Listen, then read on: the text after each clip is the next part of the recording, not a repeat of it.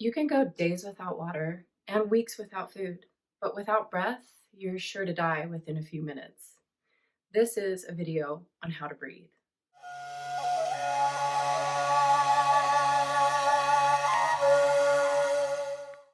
So, why how to breathe? Like inhale, exhale. It's that easy, right?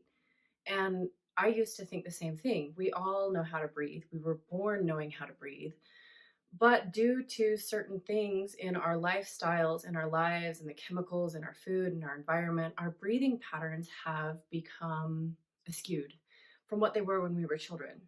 And to the degree that my clients, people I work with, or us in general as a humanity, don't know how to breathe correctly, a lot of the disease and issues that we're dealing with today will not fully resolve with any kind of medication, diet change, or the right exercise.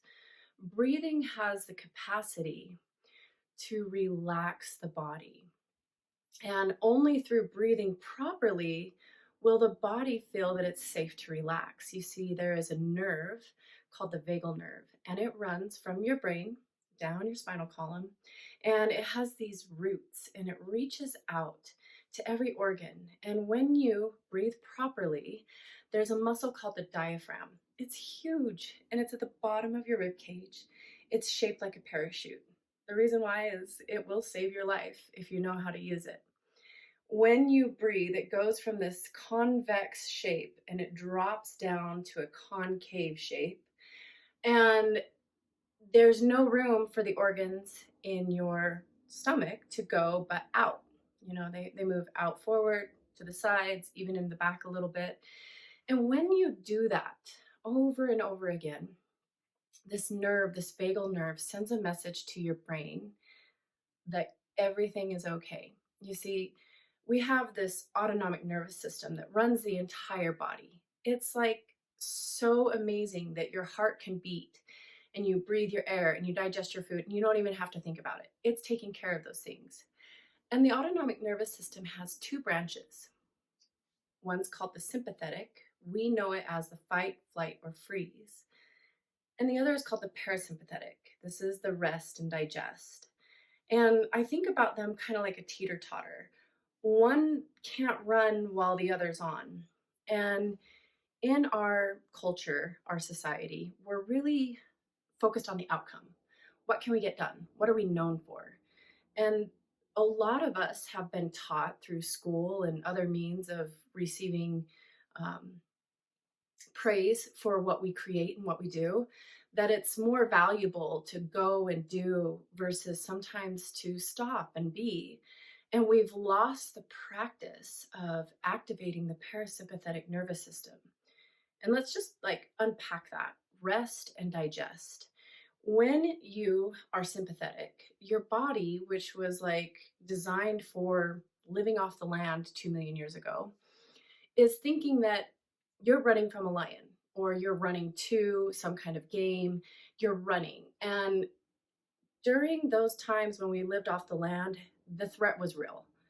And our body doesn't know much of a difference between back then and today. However, our threats look a little bit more like emails or late to school or this and that. And so many of us are like running in a sympathetic state. And because the body thinks it's a lion, it will literally shunt the blood from your digestive system out to your limbs so you can run for your life.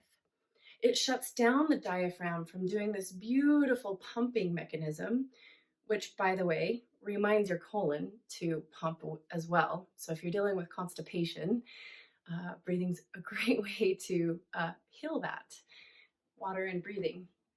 But long story short, you can't do much of what your body needs to do successfully while you're running for your life. And a lot of us want to do the things that we're told that are good for us, like meditation and that, but we're still running. And it's actually through the breath that you can trick your body into believing that you're not running anymore, that you're safe. And the more we can practice proper breathing mechanisms, the healthier our body will be. Because when we're in that parasympathetic, it's like that time when the body starts putting away all the files and just cleans out all the trash bins and cleanses and supports and heals itself. So let's just take a breath together. I want you to put your hand on your chest and your other hand on your belly. And you're going to close your eyes. And you're going to just take a couple of breaths and feel.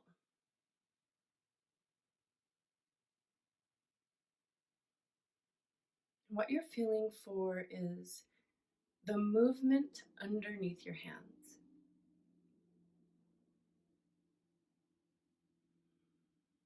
And just note that. Does your hand on your chest move, your belly? Which one moves first? Do they move together? Does one not move?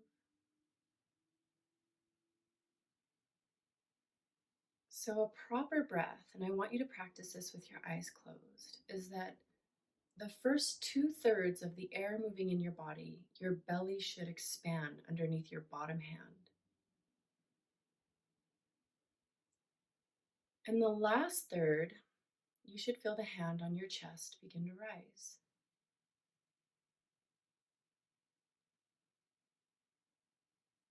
And if you don't feel that, then I'm going to challenge you to try to take a breath where you literally force your stomach to be the one that moves first.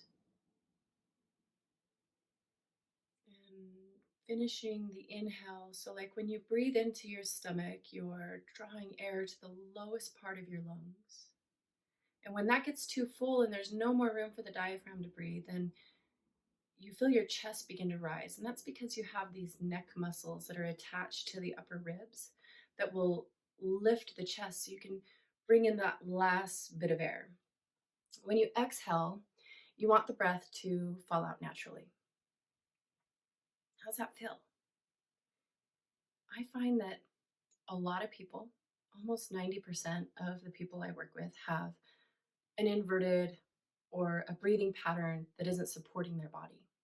So, what does that look like?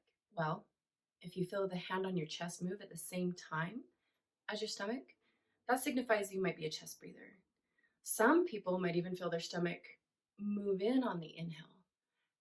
And that's a sign that you have an inverted breathing pattern.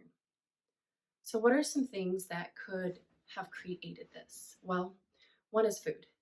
We have certain foods that we love, and they tend to uh, rev up the system. So, caffeine or sugar, for example, will put your body into a sympathetic state. And when you consume these, it's important that you breathe that way. It breaks down the lactic acid and all the stuff that builds up. But if you continually eat that way, your body can't rest, it can't digest, and ultimately it can't repair.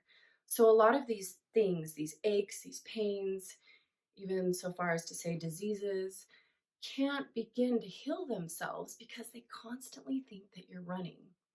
Some other reasons why we might not take a breath in through our belly. Well, one of those reasons is that a lot of us, especially women, have put our worth in our figure, in our shape. So we've learned to suck it in, especially if somebody around is that we like. We pull it in.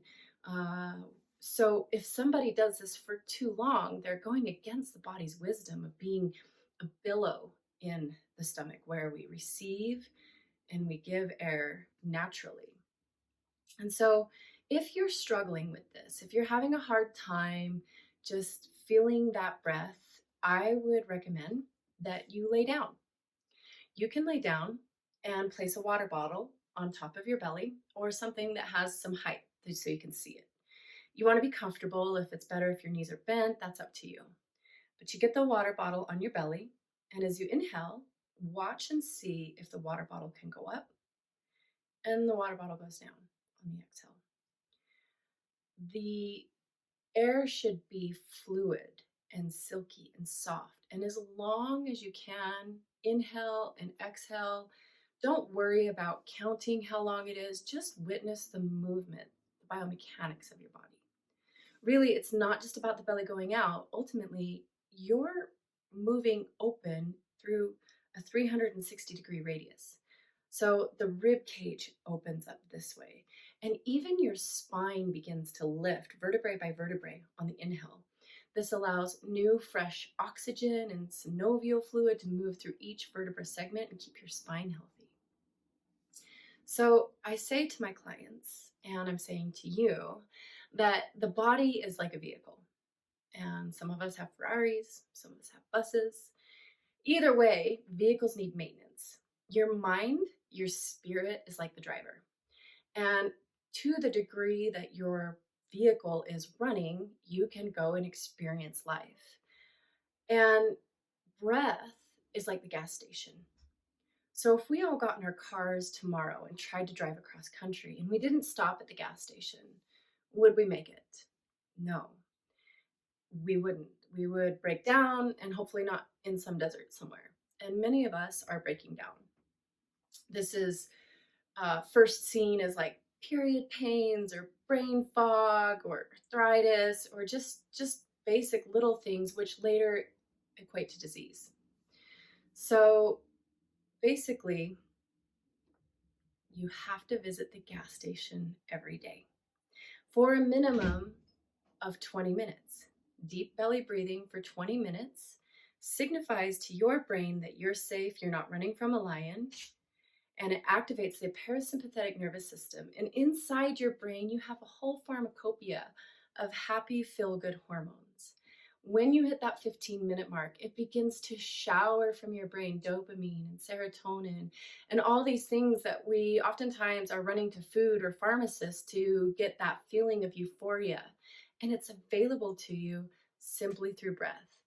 The good news is when we use the breath instead of other chemicals to find that place of euphoria, we're supporting our body, and it's easier and easier to get there every time. So that's it. It's pretty simple. Well, it's simple to teach. It's a little less simple to do. The benefit is in the doing, not the knowing. So before you go to the next video, I encourage you to try it. Maybe ask yourself first, have I had caffeine? Have I had sugar? Maybe this will work better first thing in the morning before I have those things. Drink some water. Go find a quiet place. Maybe put on some nice music and just begin to breathe in and out of the belly. Okay? And set that timer for 20 minutes. And what you're going to find is we have a monkey mind. We have this internal voice that's like a 2-year-old that wants to pull us away from that quiet space. You want to know why? Well, it's because there is some of the deepest wisdom in the still points, in the quietness.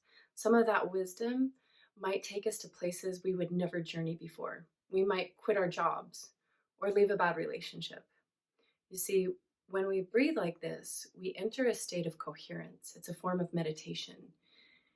You can't enter that state without also connecting deeply to your inner wisdom, however you see that.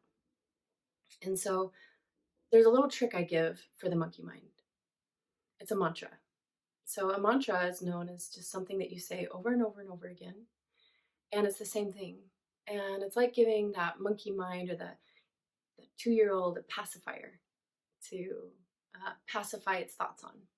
So one of the words I will use on the inhale is I am receiving love, and I'll breathe in that thought of I am receiving love, and I'll feel it, and then I'll exhale and I'll say I'm giving love. Another way that you could say something is I am the moon, and you inhale, and as you exhale you can say I am the sun. So if you notice there's a pattern of like giving, receiving, light, dark. This is kind of a masculine, feminine pattern. And that reflects the breath. The inhale is about receiving and the exhale is about giving. And if you want to find balance in your life, you will never try to get that by forcing it with the things outside of you. Balance comes from the little patterns in our life. Eating 3 meals a day, sleeping at a regular time. And ultimately, one of the smallest patterns is our breath.